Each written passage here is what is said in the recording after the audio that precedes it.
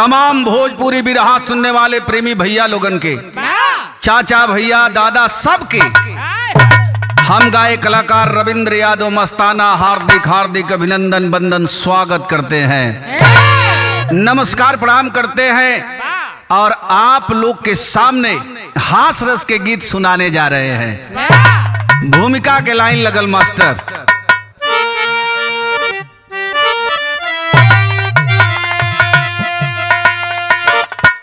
पुष्प पल्लों में चाहे छिपे नौकली,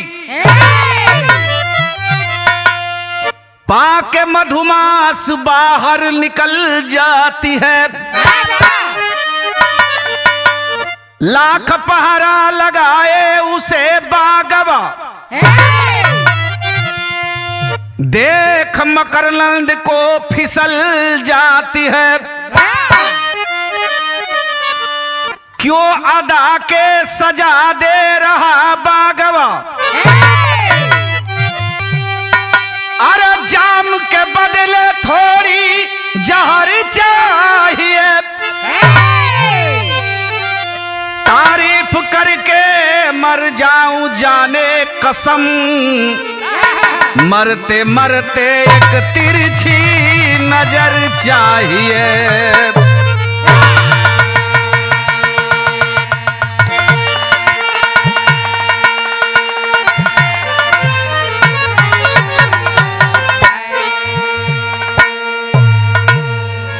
ए भैया, जेकरा प्रेम के रोग लाग जाओ, भैया अब जान लो करे रात भर ऊँघाई ना लगी। समझ गईला? एक लाइन ऐजा गजल के टुकड़ा बा। कौन टुकड़ा बा मास्टर साहब?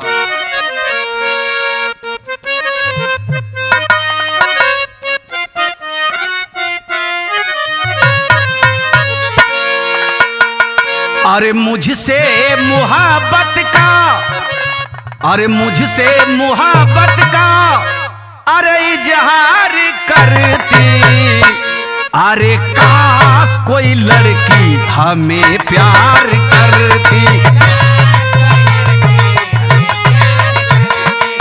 क्या बात है, क्या बात है।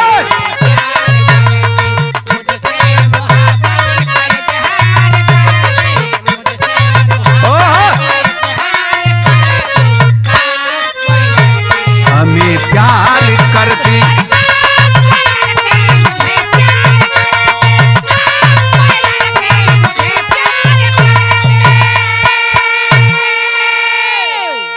एजे से हमरे बिरहा के शुरुआत हो गई। कैसे बिरहा के शुरुआत हो गई मास्टर?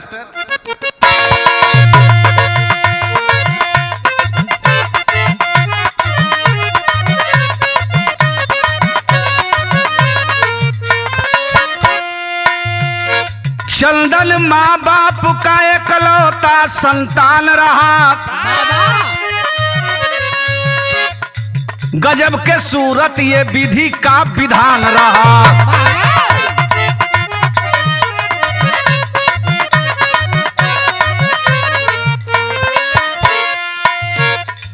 गुटका पान लहरी,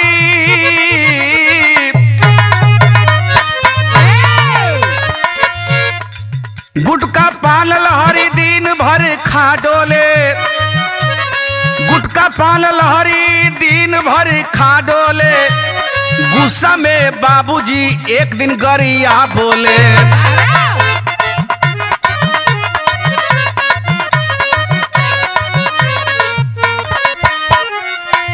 तेरे जैसे औलाद को दिल से बिसार दूंगा,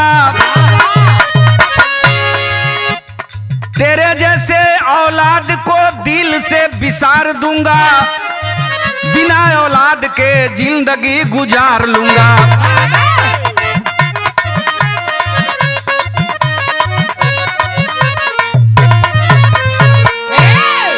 कहानी समझ ले, बिरहा एकदम आईना नियन झलके लगी।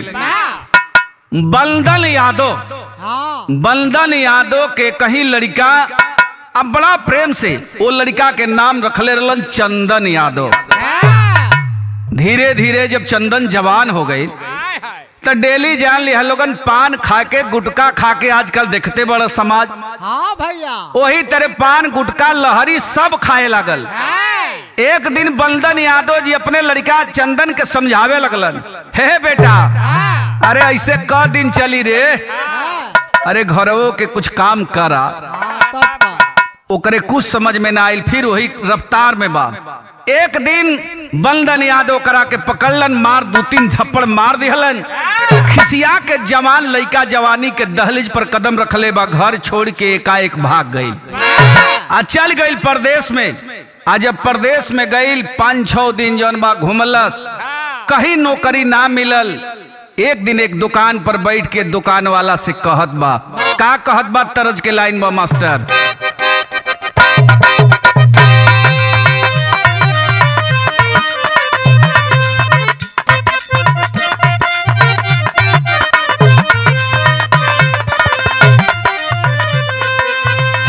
कोनो लड़का कोनो लड़की के खूबसूरती देख के कहत बा, अरे पहनले बारू टाइट फिटिंग, अरे एकदम टाइट फिटिंग जितना पहले हुई एकदम अंग अंग झलकत बा। पहनले बारू टाइट फिटिंग, कमर कसाइल बा, डर लगता।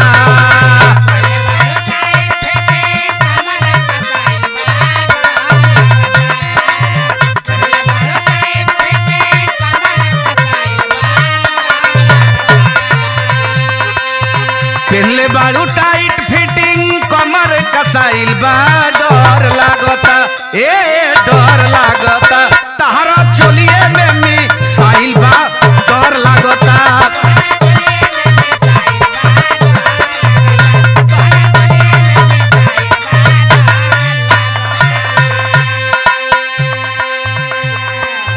लड़का यानी चंदन घर से तबाह गई, नौकरी खोजलस, कहीं नौकरी ना मिलल, जोन पैसा ले रहलू हो खत्म हो गई।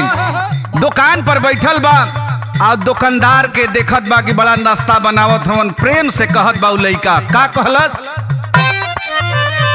अरे आईनी कमाए दिहले, आईनी कमाए दिहले, घर से भगाई बाबू माई हमरो।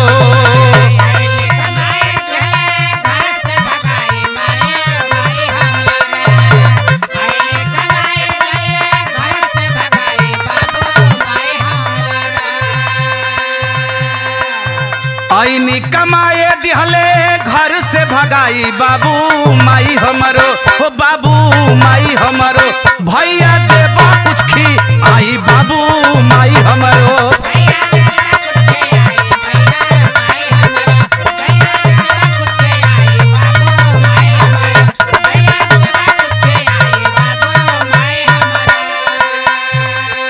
हाथ जोड़ के चंदन कहत बा, ए भैया अरे आप दुकानदार है, हमरा पास पैसा नहीं खे, गांव से हम आइल बानी, बाबू माई भगा देले बाड़न, हमरा भूख लागल बा, खिया द भैया। ऊ दुकानदार इशारा कैलस, कहलस, शहर है सुन, बोला दुकानदार तब कई के इशारा जी।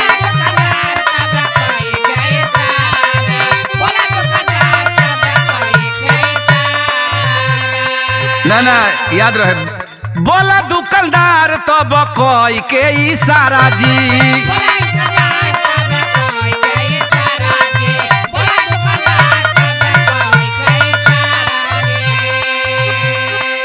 शहर है भैया ये गाँव ना तुम्हारा जी।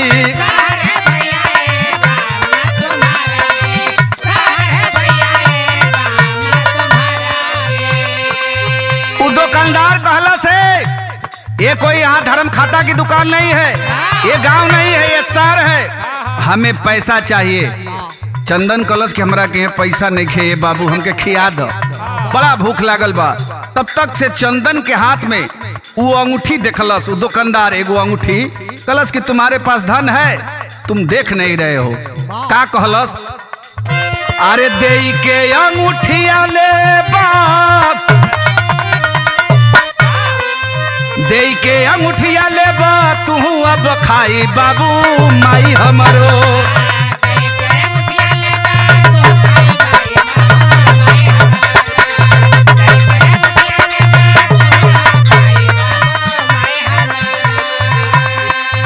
दे के अंगूठिया लेबा अरे तू अब खाई बाबू माई हमरो। आके लिहा फेरू छोड़ाई बाबू माई हमरो। ये हाथ में अंगूठी पहना है, पैसा नहीं है तो क्या है, दुकानदार बोला कि अंगूठी दे दो हमको और खा लो, फिर अपना अंगूठी पैसा लेकर कमा कर हमें छोड़ा लेना। लड़का खोललस वो अंगूठी, एकदम खूबसूरत लड़का रहल, चंदन नावे ना रहल, चंदन एकदम चमकतो रहल। अंगूठी खोल के दे दिहलस आ नाश्ता कैलस आ उइजा ले चल दिहलस। कलश के अब चली हम काम के तलाश करी। कुछे दूर पर गईल, 3 ताला पर एगो मेहरारू कपड़ा पसारत या ए भैया, आ वही 3 ताला पर से कपड़ा पसारत या साड़ी के पानी टप टप नीचे चुअत बा। आई धीरे धीरे उहे गली पकड़ के जात बा। जब एकरा कपार पर पानी गिरल बा वो साड़ी के ऊपर, जब निगाह तकले बा, आय हाय हाय गजब हो गई। ओने से वो खूबसूरत साड़ी वाली, ऐने से ही जवान एकदम लड़का, दोनों के निगाह लड़ल, नैनाचार हो गई। आ जब नैनाचार हो गई तो कोठा वाली सड़िया पसारत है, वो धीरे से इशारा कैलस। का इशारा कैलस? तरज लगल है मास्टर। साड़ी वाली कहत है ऊपर से, अरे गजब के दुल्ही रहल, इशारा कैलस। 3 ताले से बोली हसीना, 3 ताले से बोली हसीना, मेरे कोठे पे आजा नगीना।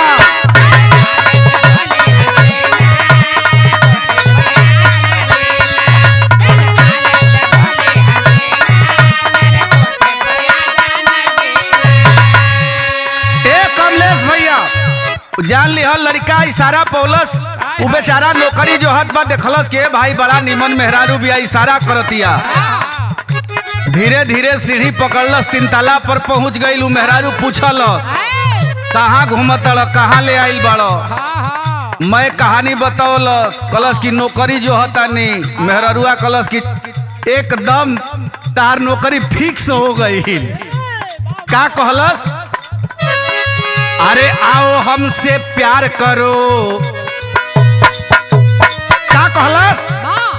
आओ हमसे प्यार करो, नाही इनकार करो। कहलस कि हम नौकरी करे आइल बानी, कि हम तोहरा ले प्रेम करे आइल बानी, हमरा के जान मरवैबू का तू? कलश की घबरा मत, एकदम सुना हमार बात के। अरे आओ हमसे प्यार करो, नाही इनकार करो, हमसे दिल लगाओगे अरे पूरा पैसा पाओगे। तू पैसे खातिर आइल बड़ा तो हम देव, तू चिंता मत कर, हमार जौन काम कहते तोहन कर। अब वो लड़का वही डिप्टी में लाग गई, आ लागल तो बतावल गई। चापा चापी में छूटल पसीना, चापा चापी में छूटल पसीना, मेरे कोठे पे आजा नगीना।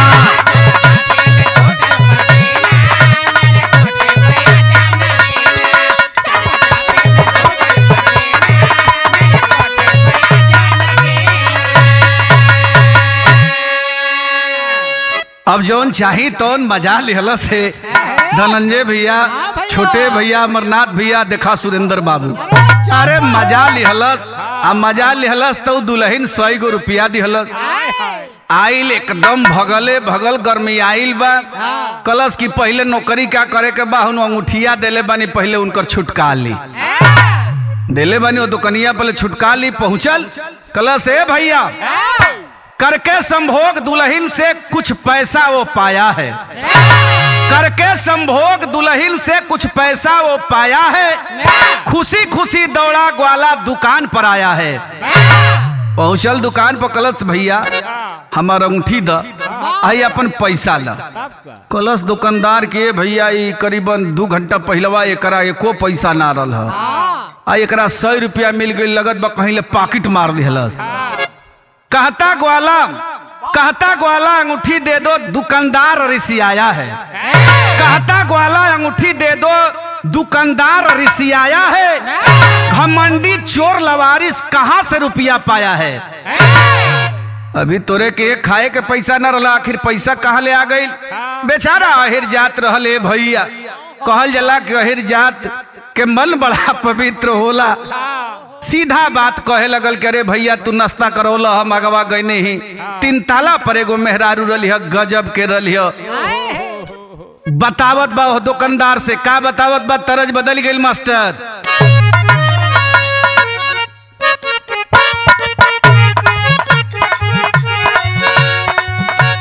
गीत से नीक भावा कहत बा ग्वाला, सरिता सामानी ठिलाती गुजरिया,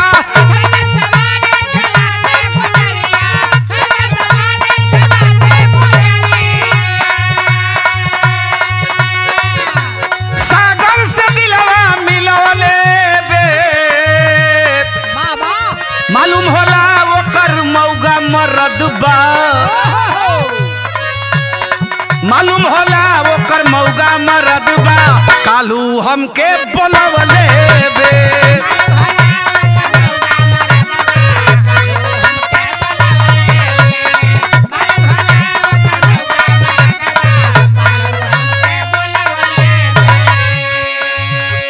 कहत बा ग्वाला यानी चंदन कि भैया ना हम चोरी कैले हई, ना कहू के पॉकेट मरले हई। तोहरा के से नाश्ता करके गनी 3 ताला पर एगो मेहरारू साड़ी पसारत रही। आय हाय बड़ी खूबसूरत रही है ये भैया। इशारा करके बोलौलस, आ जौन ना होके के चाही तौन भइल। 100 रुपया हमके इनाम मिलल बा। अब उ दुकानदार मिलावत बा कि सलाई जहाँ कहत बा उजा हमरे घर बा। आ वो पूछत बा कि कैसन दुल्हन रहली, तो बतावत बा कि सरिता समान इठलाती गुजरिया, सागर से जियारा मिलौले बे। मालूम होला ओकर मौगा मरद बा, कालू हमके बुलौले बे। अब देखा कहत है आगे का दुकानदार से ग्वाला कहता है, ग्वाला सुनो मेरे यार हो, 100 रुपया हमको मिला पुरस्कार हो।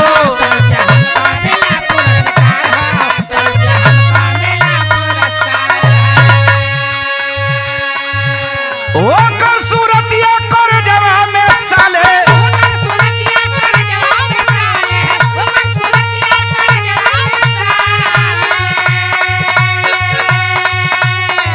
अरे नकिया में नथुनी लगवले बे। मालूम होला वो कर मौगा मरद बा, कालू हमके बोलवले बे।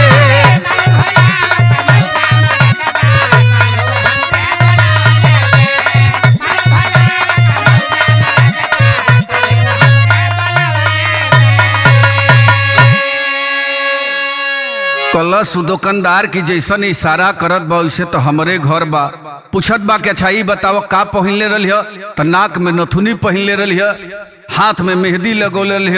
अब कहत बा कि भाई अब लगले हम बियाहे के लिए आइले रही कुछ दिन पहला बा, और नथुनियों के मुंह दिखाई में दिले रही, बुझाता वो हमरे घरे सालाई पहुंच गइल बा।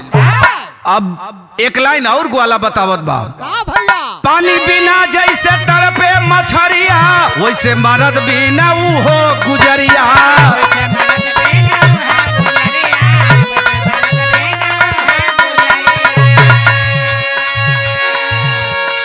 ऊपर नीचे गजबे देखा ले,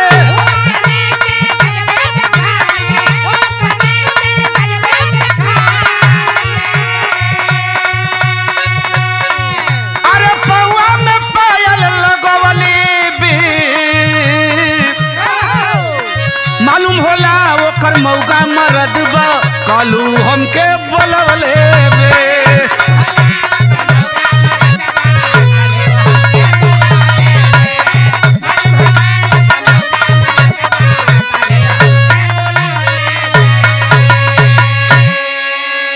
एकदम पूरा विवरण जान लेलस दुकानदार। कलश तू लइका की पाँव में पैजनी पहनले बा, कलश की दादाई बस करई हमरे घरे चल गइल बा। अच्छा ठीक बा। दूसर का दिन आई लइका, कलश भैया तनी मलाई मार के कुल बनावा नाश्ता, आप जानते बड़ा हमार नौकरी। एकदम नाश्ता उस्ता कैलस आ कैलस चल दिहलस आ जे चलल तो वो दुकानदार अपन शटर गिरौलस आ गिरा के चल दिलस कलस की चल। जबकि ग्वाला दूसरे दिन पहुंचा उसकी बखरी में, जबकि ग्वाला दूसरे दिन पहुंचा उसकी बखरी में, झुका माथ दुकानदार सोचे कुल कला वही बुजरी में। धीरे धीरे पीछे से जात बा दुकानदार कलस के दादा तो सीढ़ी उहे धैले बा बस चढ़ल जाता। तब से एक तेगा लेके अब से एक तेगा लेकर गया द्वार के कगरी में, बोला खोल दरवाजा, तुरंत दुल्हन छिपाई गुनरी में। जाके समझ ला वो अभी कवाड़ी खोल के धक के कवाड़ी में अभी समझ ला कि पहला का कहीं अब समझ ला पहला दबान रहे तले कवाड़ी खोलवावत है कमलेश भैया वो भितरिया जे बा पूछत ऊ के ह आ तो समझ ला उहे हमार हवन आ गइल। उ लइका कहत बा का कहलस टेरी के लाइन लगत बा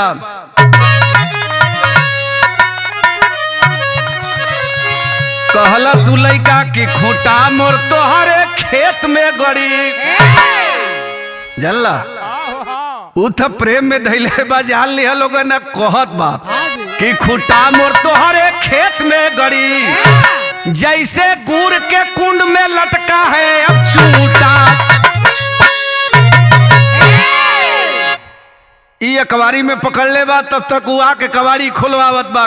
बड़ी चलाक मेहरारू रहल, चटाई जकरे के कहल जला गोनरी, एकदम वही में लपेट के खड़ा कर दिहलस। हाँ खड़ा कर दिहलस। धीरे से अइलन मैं घर खोजत बा दुकानदार मेहरारू कहतिया आखिर बतिया का बा दुकान बंद करके तू आ गइल। कलश की बोल मत तोरा के हम देखल नहीं की चाहत, पहले ही बतावे घर में कोनो मरद ढुकल बा। कलश की तहार मती काम नहीं खे करत तू पगला गइल बड़ा। पूरा घर के खोज लिहलस और तो मेहरारू एकदम चटाई में गोलिया के खड़ा कर दिले बिया कहीं लौकत नहीं खे। चल गई दुकानदार दुकानी पर कलश की हमार भरम बा केहू दूसरे घरे जात होई। आ गई दुकान पर 1.5 घंटा 2 घंटा के बाद उहे चंदन जौनिया लड़का पहुंचल वही दुकान पर। वो दुकानदार से कलश के अरे भैया आज तो एकदम हमार बुझाइल कि साला जान चल जाई। दुकानदार पूछलस काहे जान चल जाई? अरे भैया पूछा मत तो अभी तो पहले ही राउंड में रनी आइए दादा ओकर सवांग आ गइल ह। उ तो मेहरारू ऐसन तेज रही कि हमरा के चटाई में लपेट के खड़ा कर दिलस। उ सार भर घरे खोजल हम कहीं ना मिलनी। अब उ सोचत बा दुकान पर कि सरवाई चटाई में लपटाई रल। अच्छा चल गई। अब जान लिया कि आइल अगले दिन कलश की तनी मलाई वलाई मार के खियाव आ खैलस। खा के चलल तो वो कलश की शटर अब हमरो गिरता चलत है। हाँ आ तरज कवन हो मास्टर?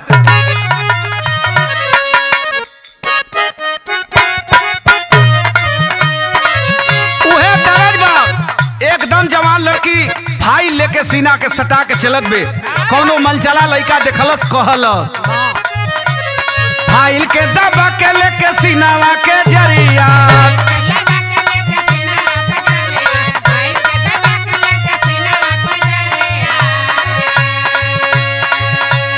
गोरे गोरे गाल तोहर केस बाटे करिया।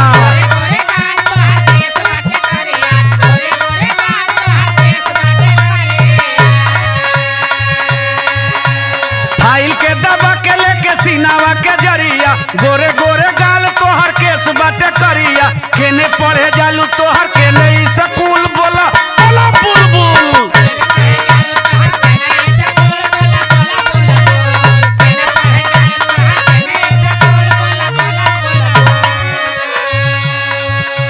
ए बिरहा सुने वाला पंच भैया लोग जान लिहा कबाड़ी खोलवलस।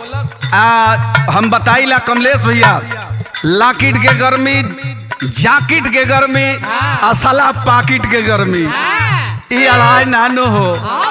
अब उनके आदत लाग गई वही ढू गई हो अपन तैयारी में शटर गिरा के पहुंचल। आ पहुंचल तो मेहरारू ले कबाड़ी खोलवा के कहे लगल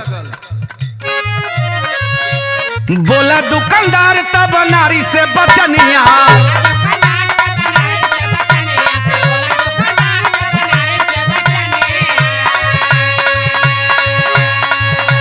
मेरे साथ दगा काहे करती हो रनिया।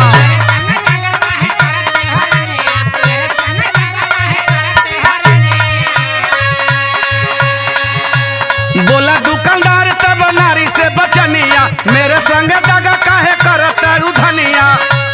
कहावा छिपल की हो गई फरार तोर भाड़ा के भातार।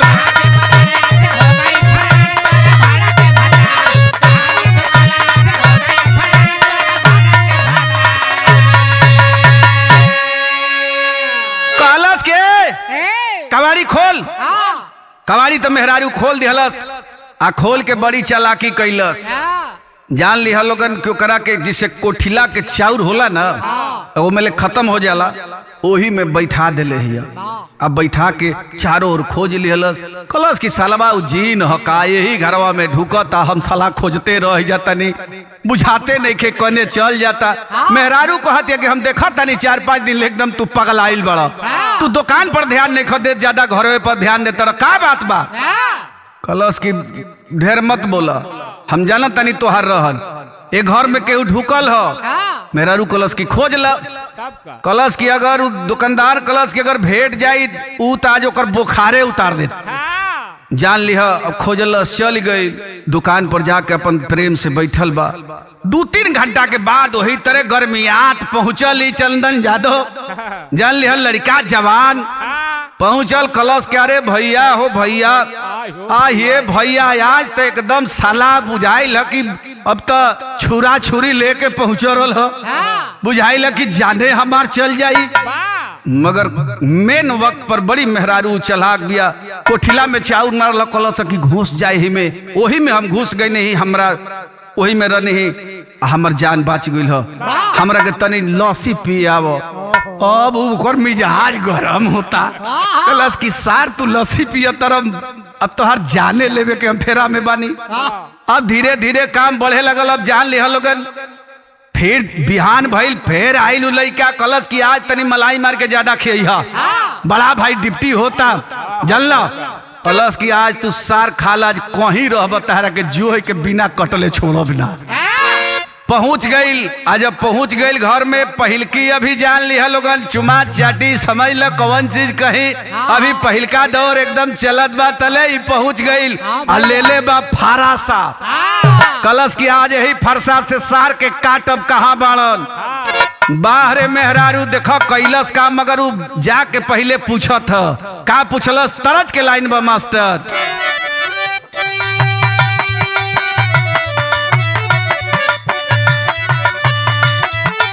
उहे गीत बा।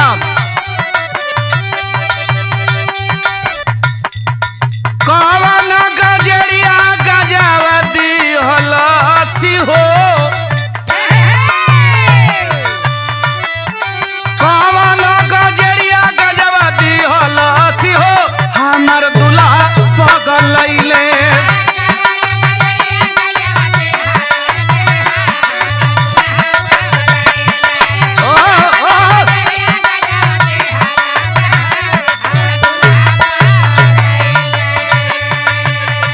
मरद कहत बा फरसा ले ले बा, चमकावत बा। कलश की सुन, आज ओकर जान ना बाची, हम देखनी ही यही घर में ढुकल बा। कहाँ बा बोल? अरे घरवा में मजा तू मारा तारू हो, घरवा में मजा तू मारा तारू हो, बारू बड़ की छिनरिया।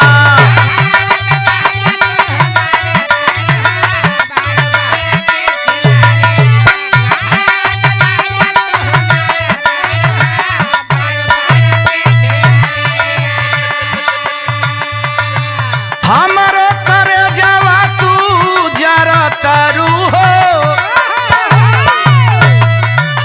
हमरो करे जावा तू जरा तारू हो, बारू बड़ की नरिया।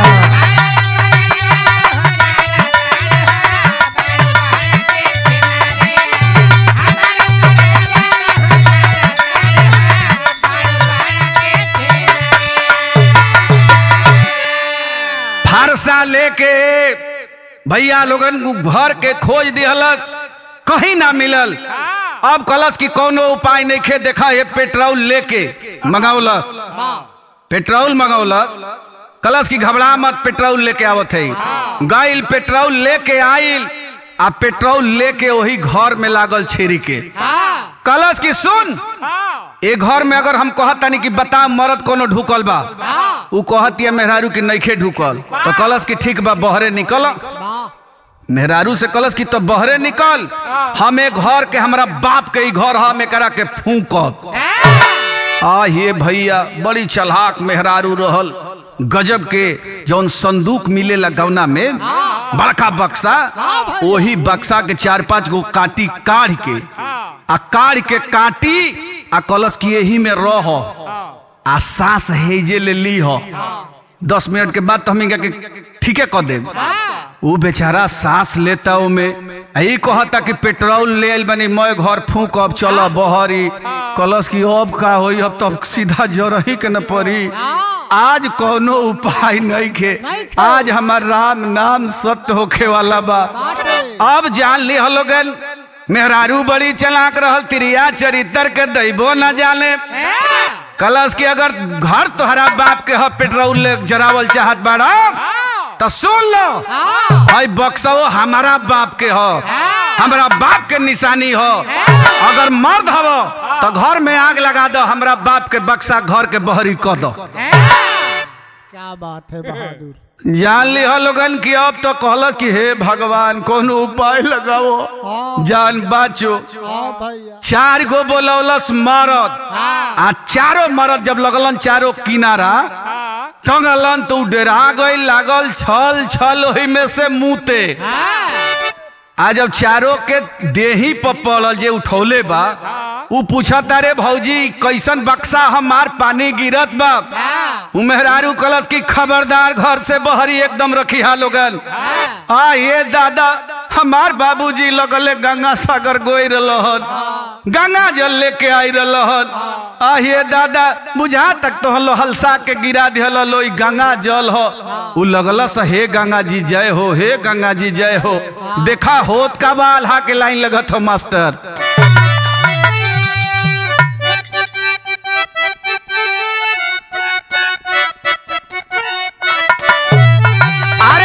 जैसे अमृत के कारण अरे देवता दान लड़ले भैया,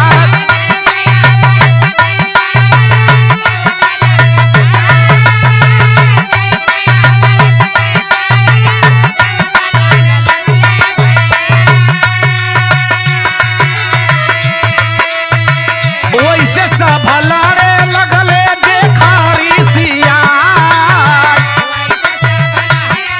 एक दूसरे से धोई के लड़े लगलन।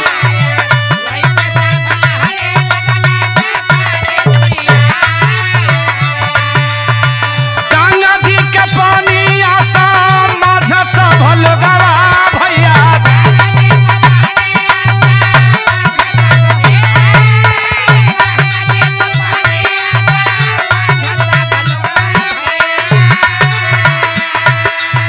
हाथ में उठा के लिहले अंग में लगा।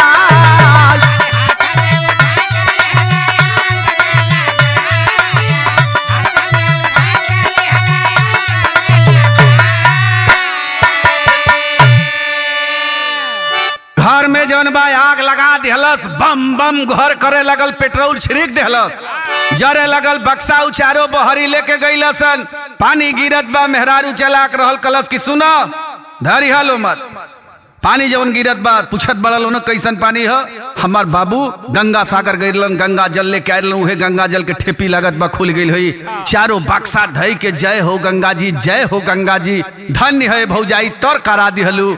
आ ये दादा अब उचल गई दुकान पर उ दुकानदार। अब 4-5 घंटा के बाद किरीन डूबत उ पहुंचल।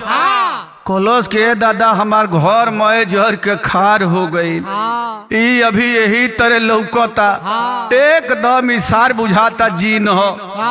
कलश के अरे भैया का हाल चाल बा? तो कलश के अरे भैया अब सुना, अब हमार टिकट कटी। बाप रे बाप, आज ओखर मरद पेट्रोल लेके पहुंच रहल ह। मैं घर साला के एकदम जरा दिलस। धन है मेहरारू, तेरिया चरित्र को देबो न जाने। बाहरे मेहरारू कलश की बक्सा हमरा बाबू के ह, 4 गोइल हस उठौल हस। भैया डरे हम पेशाब करे लगनी कि जाने हमर जात रह। मेहरारू बड़ी चलाक रह। कलश की हमरा बाबूजी गंगा जल गंगा सागर से लेके आई रहन, उहे गंगा जल ह।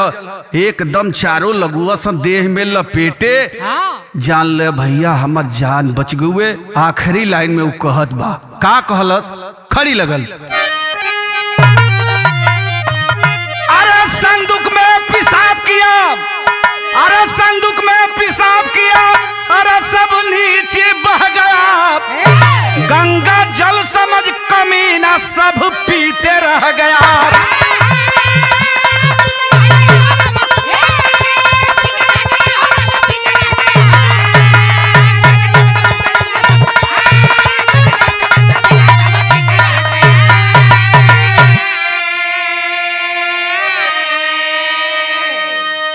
आके दुकान पर उहे बतावत बा, कहलस ग्वाल आया कर दुकान पर सारा हाल सुनाई।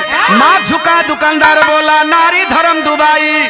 कलश है भैया हमार जान बच गई, अब मेहरारू से भी हमार छुटकारा हो गई।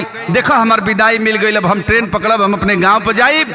तो तिरिया चरित्र के दैबो न जाने। मेहरारू घर के बना दिहन न तो घर के बिगाड़ दिहन। तिरिया चरित्र के सब पीछे रह गया। गंगा जल समझ कमीना सब पीते रह गया।